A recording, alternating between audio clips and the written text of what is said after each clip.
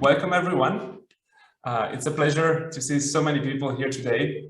First of all, we would like to thank all of you, head teachers, school principals, teachers, and school staff for coming.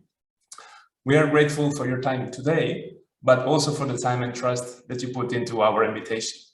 We are aware that you're very busy and solicited, and not to mention probably very keen to put this last long school year behind your back. So we really appreciate what must have not been a straightforward choice to attend this event. Thank you.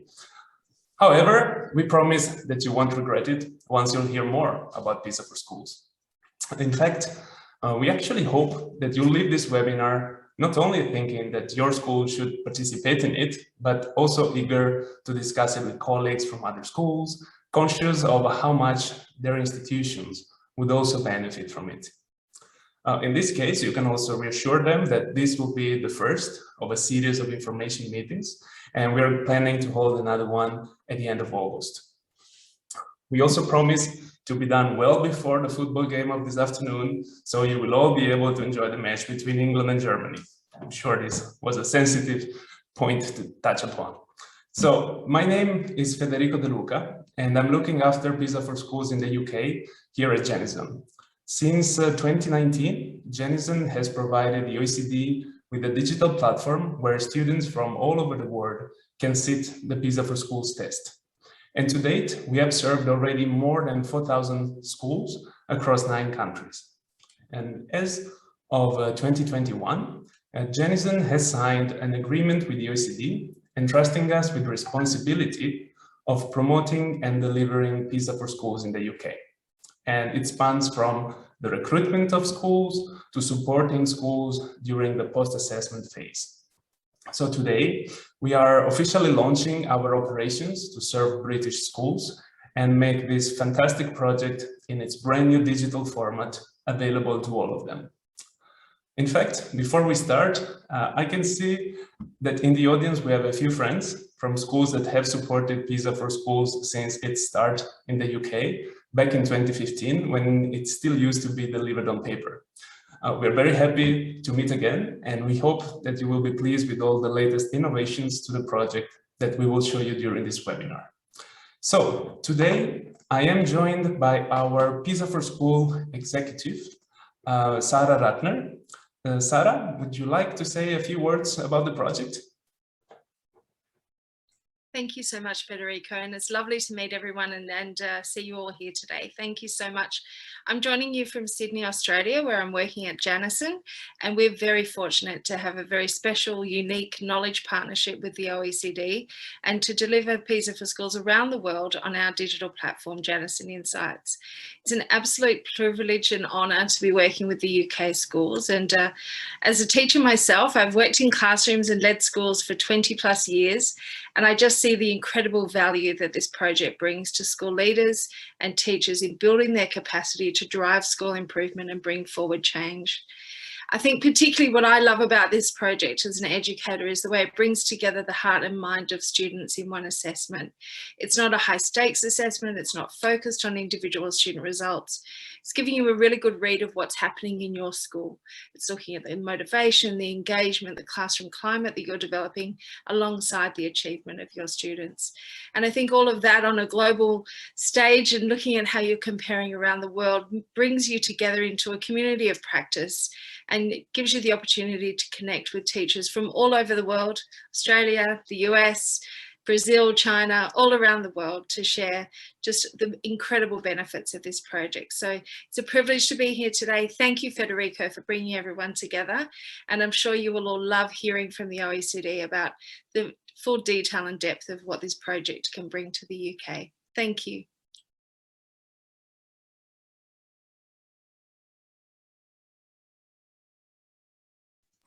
Microphone. We can hear you, Federico. Sorry. So thank you, Sarah.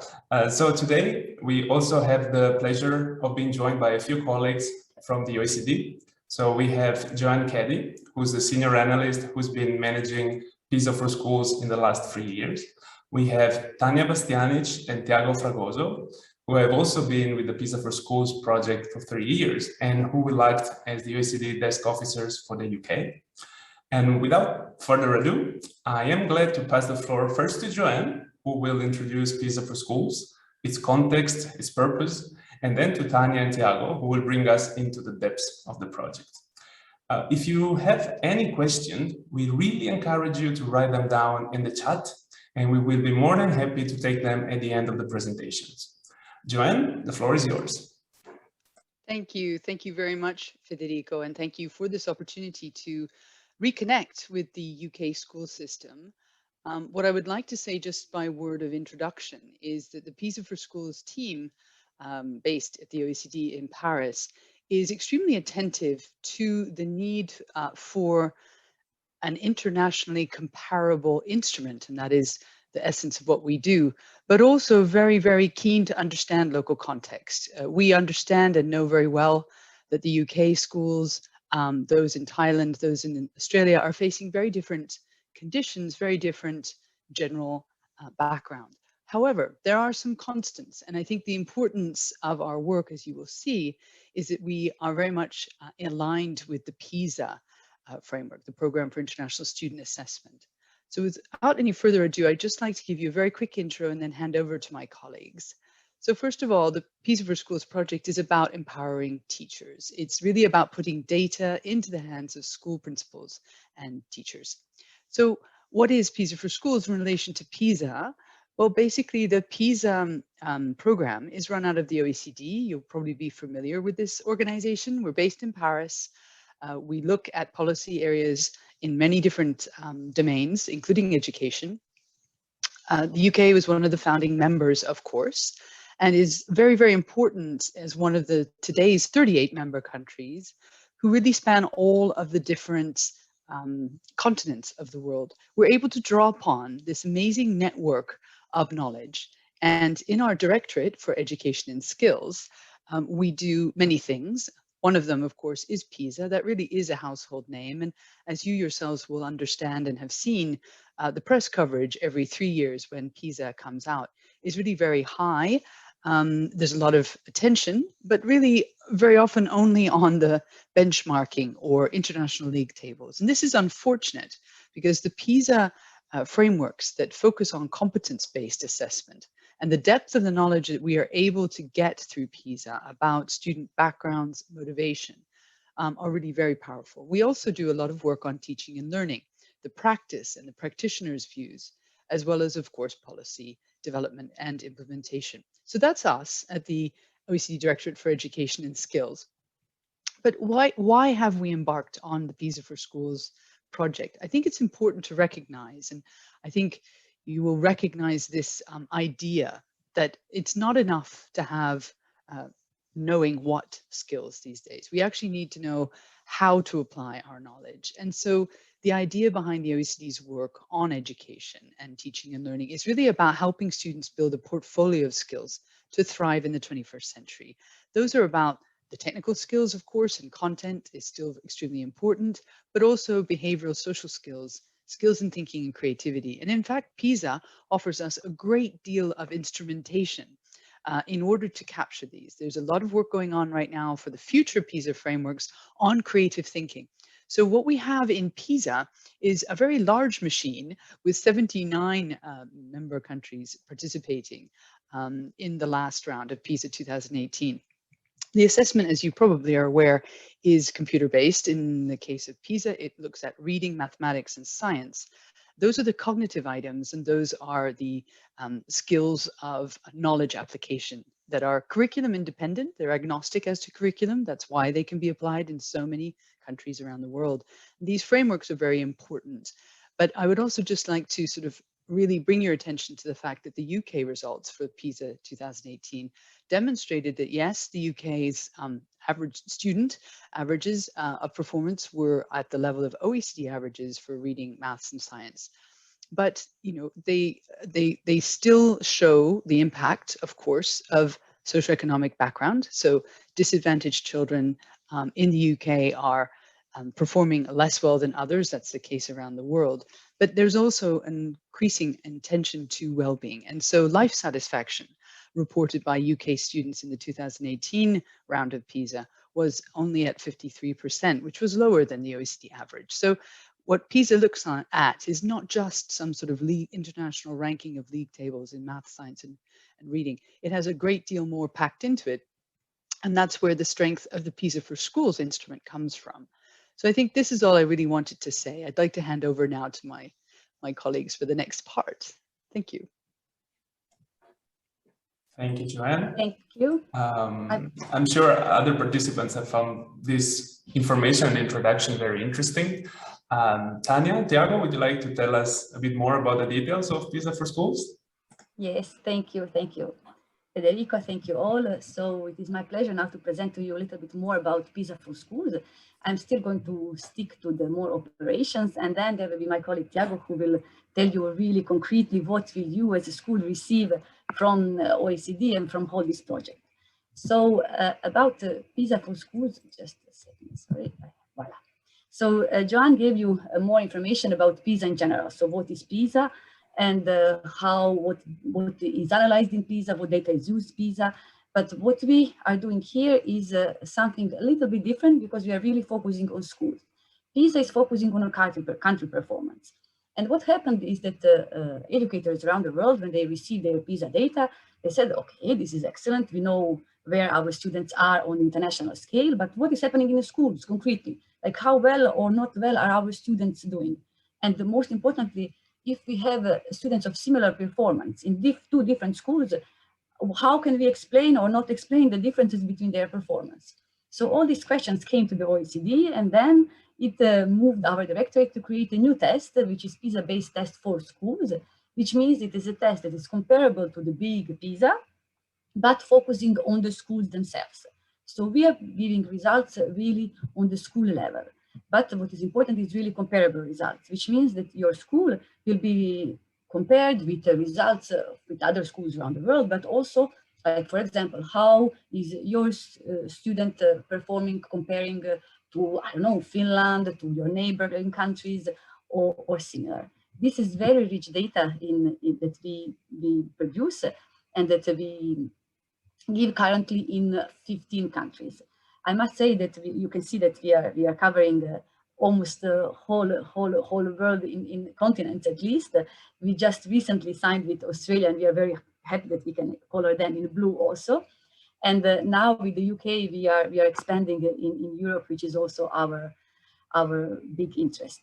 What is important to mention is that yes, PISA is a big PISA. There are 80 countries participating in PISA, and we have only 15. But this is really just beginning. We really believe that we are beginning of this journey because we passed to digital only last year, thanks to Janison, and we are really very grateful that we had this opportunity to work with the Janison team, who is offering our test in a digital format. Before, we started in 2013, and there were also some countries, among which also UK, who participated in the pilot, but it was all paper-based. It was much more complicated. It was very also discouraging for some schools to participate because the procedure was very long, organization was complicated. So all this, we believe, stopped many countries, many schools to participate. But now we are often in a digital format, and we are really expanding rapidly since the last year. So just a few basic info about our project. We are testing the 15-year-olds. We have often questions like, why 15 years old, why not 13, why not 17? Well, first of all, you have to always keep in mind that we are international assessment, that we are comparing students all over the world, the education systems all over the world. So there has to be one number, one age group that everyone agrees on. And it seems to be that the 15 years old is the age when in the most education systems around the world, it is the end of their compulsory education. So that's why we keep to the 15 years old and also to remain comparable with PISA. Currently, we have more than 5,000 schools that received their school report and that participated in our project. We have more than 200 students who participated.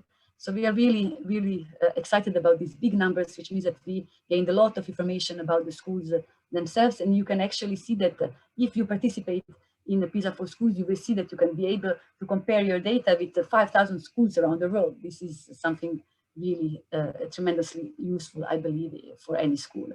The test takes 2 hours in which your students will answer questions on reading, mathematics, and science. And after that, they will pass on the student questionnaire, which is, we call it a background questionnaire because it gives all the background information about the student themselves, their socioeconomic background, their social emotional skills, their views on the schools, views on the climate in the school, and all this other information, which is again going to be used to analyze and to understand better what is happening in your schools, and once again to compare this internationally. We are available in 10 languages, of course, in UK English also, and we are available, as I said, in digital delivery. But what is also important to mention, it is that if there are some rural schools who maybe don't have a good connectivity, we are also offering tests in offline version. We don't really want to exclude any interested school to participate. This slide, I just put you here to show you that now we are at the moment that we can actually offer tests in the UK, but we did a lot of work before that to be able to come today in front of you and tell you you can participate in the project. First of all, we had to find the national service provider, which is Janison, and with whom we are working already in Australia and the US. So they are going to be your interface between us and between schools, because for us as OECD it would be impossible to be present in all the countries and to be there for you, so for the schools. So here is national service provider Janison, who is going to do all this work for you.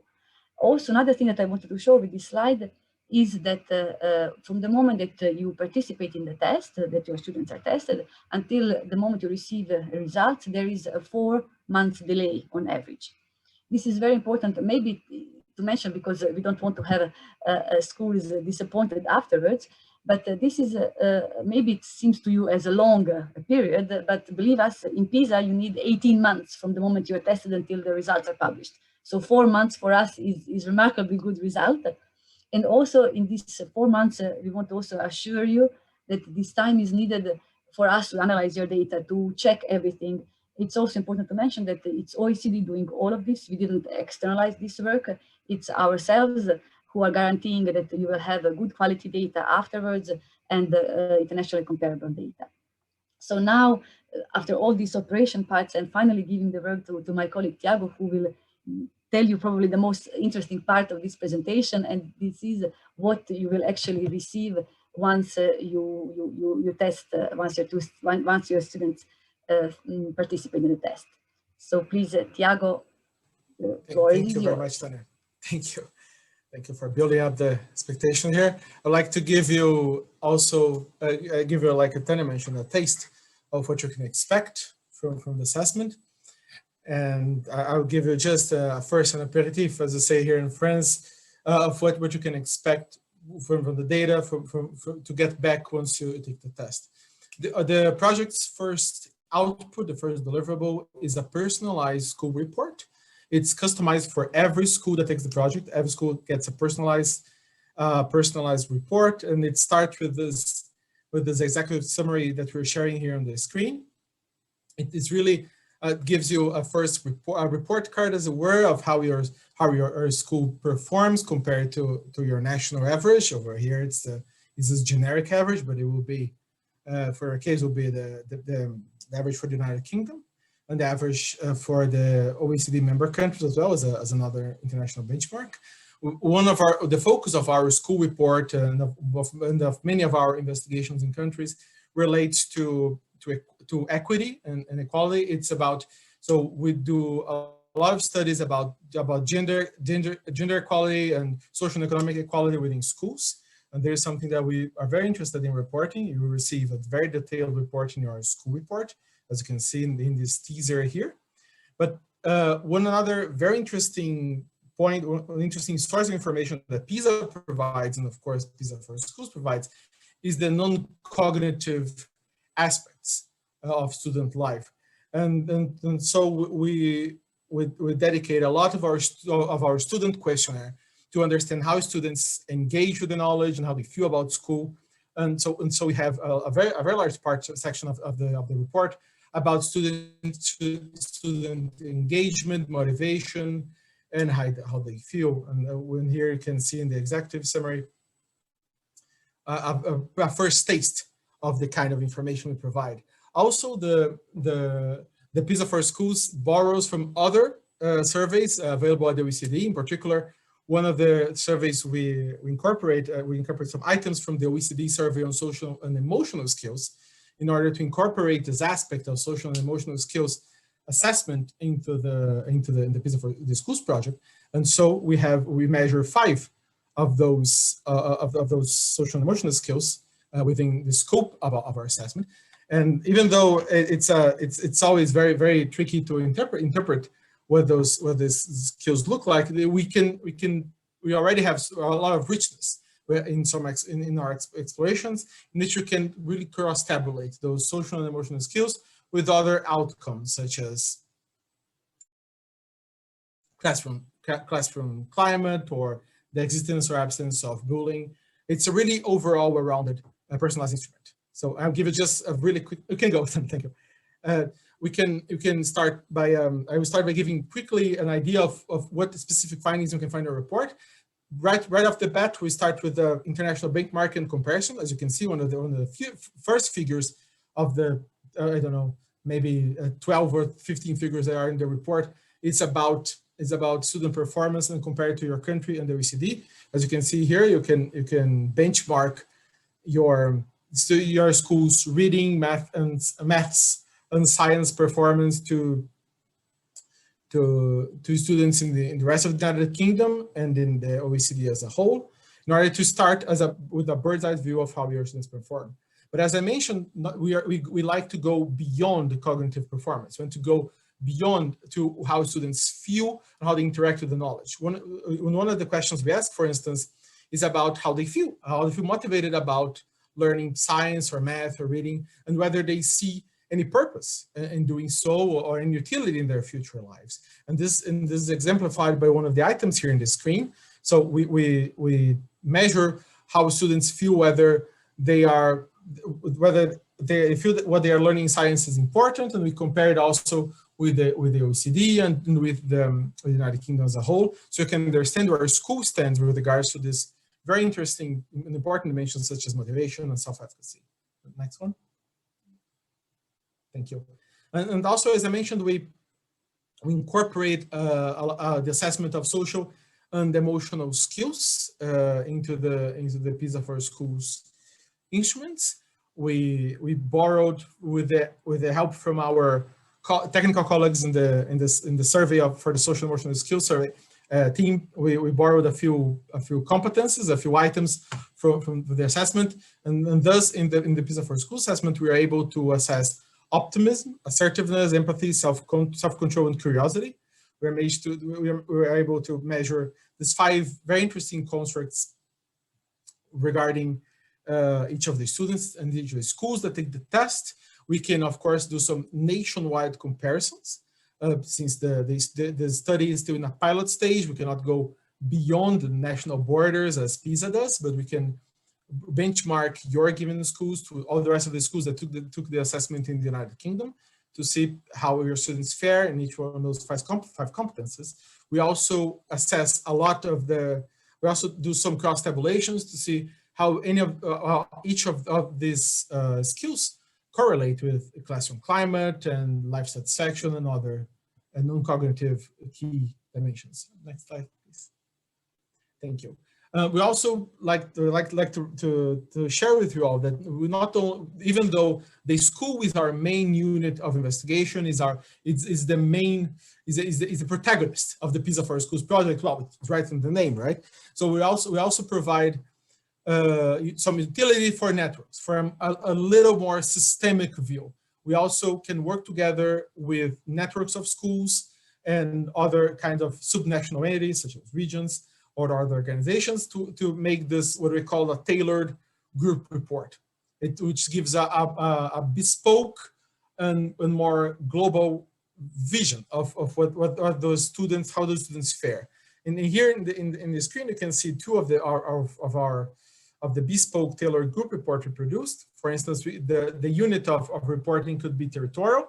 In the Russian Federation, one of our countries, we report systemic results for a set of each of the 85 Russian regions on a given year. So it's the idea of this is a systemic regional report. It's based on a geographic group.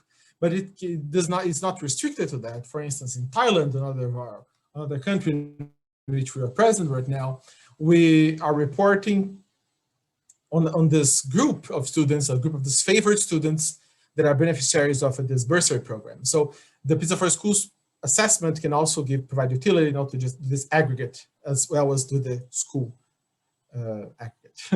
Thank you. So Tanya, please.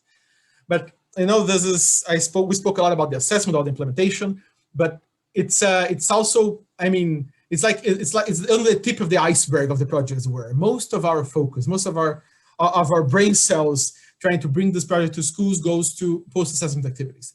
We believe that, you know, the school improvement really begins in earnest when we start, when the assessment ends, when the school receives the report.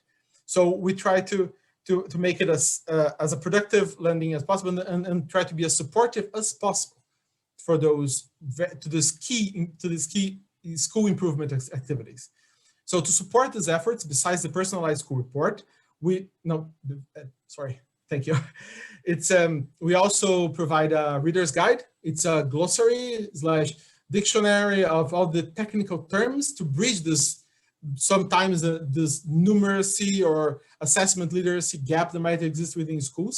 We provide this very rich, comprehensive reference to interpret the results in this school report. We also provide video tutorials in order, you know, not everybody is really into the reading and going through an 80-page report, as rich and beautiful as it is. So we also provide a video tutorial of how to interpret the results for an easier introduction into the findings. We also set up an online community forum. It's an online community. It's a big forum in which you can talk to other from your peers from the UK or from abroad through the magic of Google Translate. You can talk to Thai teachers, Brazilian principals, and so on. And we are also very active in working with our NSPs, of course, Janison right from the center between them, to organize post-assessment activities, workshops, and other activities that to foster a peer learning and school improvement. Next slide, please. Thank you. And I'd like also to talk a little bit about what's next in store. The PISA for Schools project, just like the PISA main assessment, is an evolving beast of an assessment. It's an evolving project. We incorporate a lot. We try to enrich it every year to bring more value to schools. Right now, we're enriching the assessment, and the next steps in the test will be to incorporate the global crisis module. This is a new part of the PISA student questionnaire that will be inserted in this next main study PISA administration to measure the impact of school closure disruption because of the pandemic. And then PISA for Schools will also feature this very interesting set of questions in order to understand the impacts and how students fare during this period of remote or hybrid learning. We're also, on the medium term, we're aiming to incorporate innovative domains from the PISA main assessment. In particular, we're very interested in incorporating the global competence domain, which gauges the ability of students to understand the perspective of others, to understand whether students they're coming from different cultures, whether news could be relied or not in some ways. It's very interesting stuff, and hopefully we're incorporating PISA for Schools really soon. They're also doing this wonderful project about renewing our item bank together with schools and academia, which is called the Item Analysis and Development Project, which the idea is to renew and build the better items for the PISA for Schools project under the PISA frameworks, but also bringing everybody else from the community. It may be school associations or NSPs or people from academia to bring this collaborative effort that not only gives us a new item bank, but also builds capacity for assessment and competence-based assessment in particular. And that's pretty much what I wanted to share with you. Thank you very much. You can, of course, reach me. Next slide. Thank you very much, Thiago. Yes. And it's always very inspiring to listen to our OECD colleagues talk about PISA for Schools. Joanne, were you maybe thinking about having a little wrap up of the OECD intervention? Yes, thank you. Thank you very much. And thank you to my colleagues. I hope we've communicated to the participants in this webinar how enthusiastic we are about the work that we do, and also how grateful we are that we can partner, not just with Janison as our NSP in the UK, but truly this is a knowledge partnership. And I would like to make that very clear, that those schools that are joining the project in different jurisdictions are doing so not just to get an assessment. I do believe that certainly in the UK, you have a great deal of data. You're possibly awash in data. The question really that you'll be asking yourself, I should think, is whether this will add anything to your arsenal of knowledge and insight about what goes on in your school. And I would like to just leave you with these sort of three key points. The first one is that the PISA frameworks offer a very powerful piece of technology, which was designed for ministers of education running entire national education systems. But PISA for Schools miniaturizes that ability to deliver the same power of the PISA frameworks, the same approach to competence-based assessment, teaching, and learning that you can use in your own school. So it truly is a very important paradigm shift, and one which we believe very strongly empowers those who are in charge of entire schools and school communities. The second point I would like to really bring to your attention is, and my colleagues have said it several times before, is this is a unique assessment in that it's not just another piece of cognitive assessment. The student questionnaire is student voice. It is directly asking the students to report on many important motivators and drivers for their learning, which we know are crucial to their performance. So these are also parts of the school report, which are of deep interest to the teaching staff and the headmasters and deputy principals of the schools that are taking part.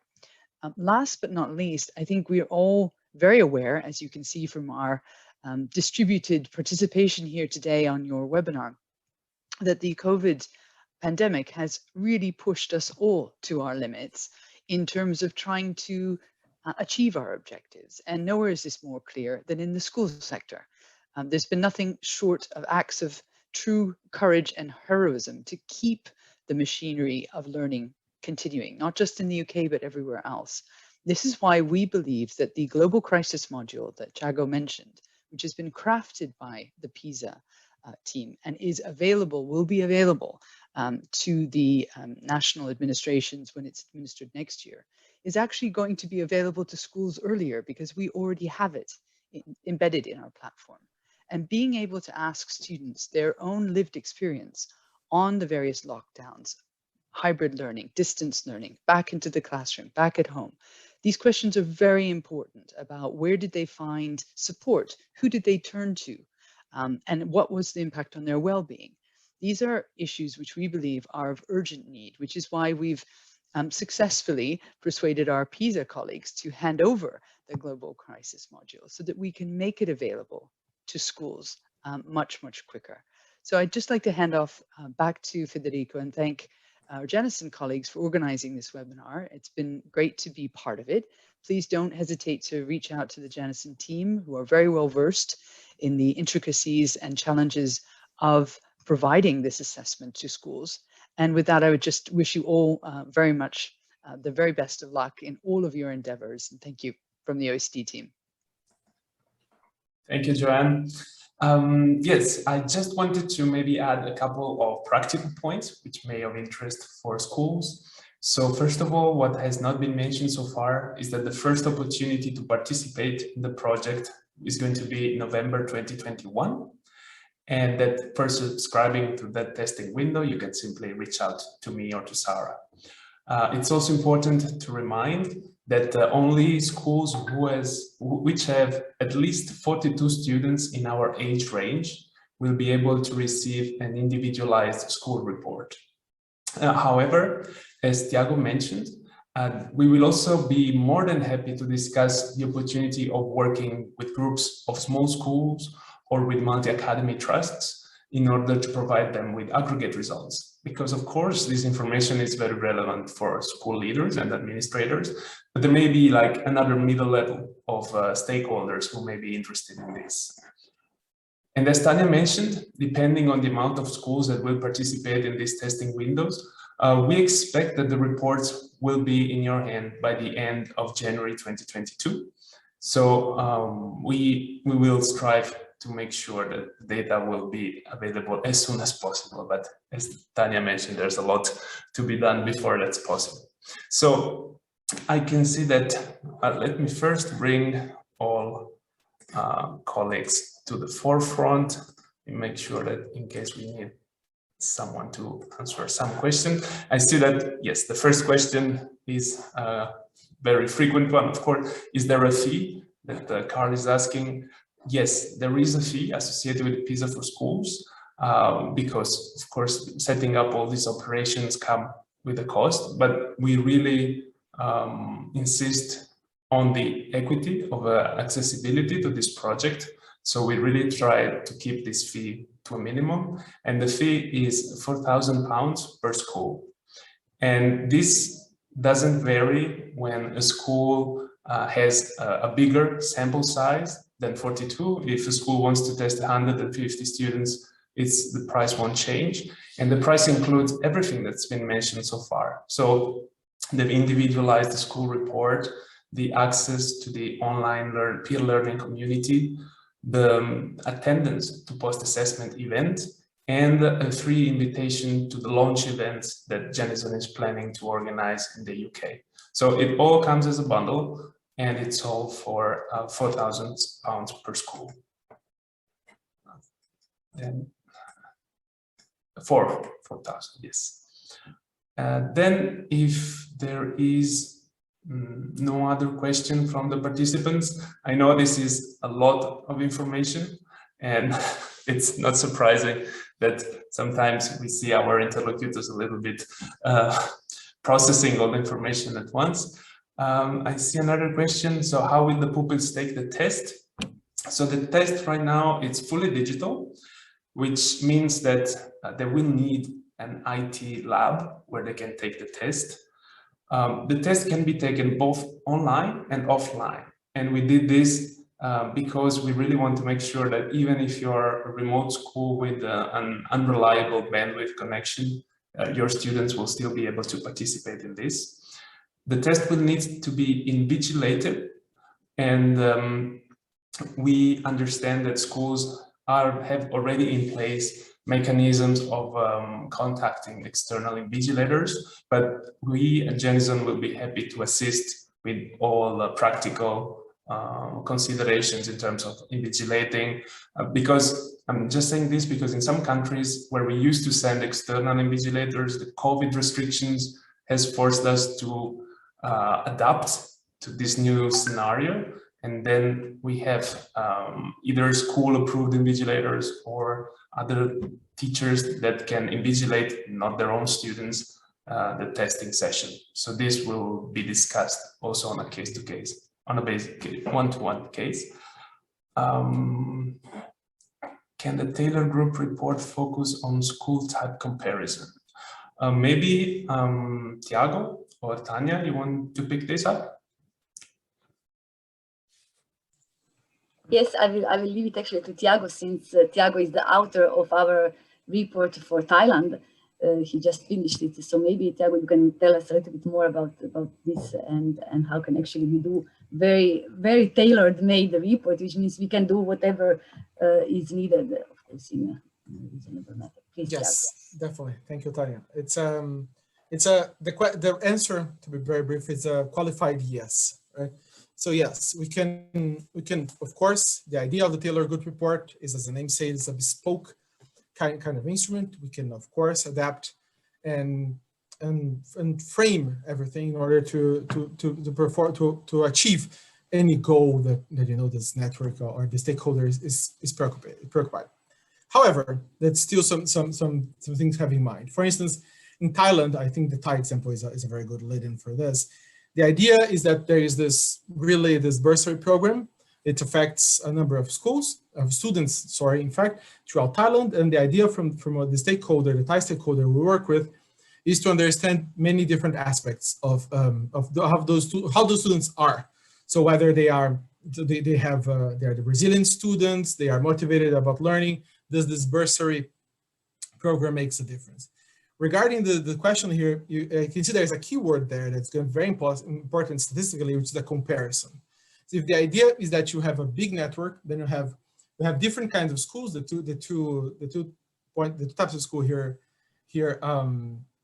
named are state schools and grammar schools. Yes, the answer is yes. We can, of course, compare, but this comparison must be backed up by appropriate sampling. So together with this idea for this tailor group report, we will intermediate, we will help, we will assist the stakeholder to obtain a statistically representative sample of state schools and grammar schools in order so these comparisons can be statistically meaningful. So the answer is yes, but there is a lot of work together.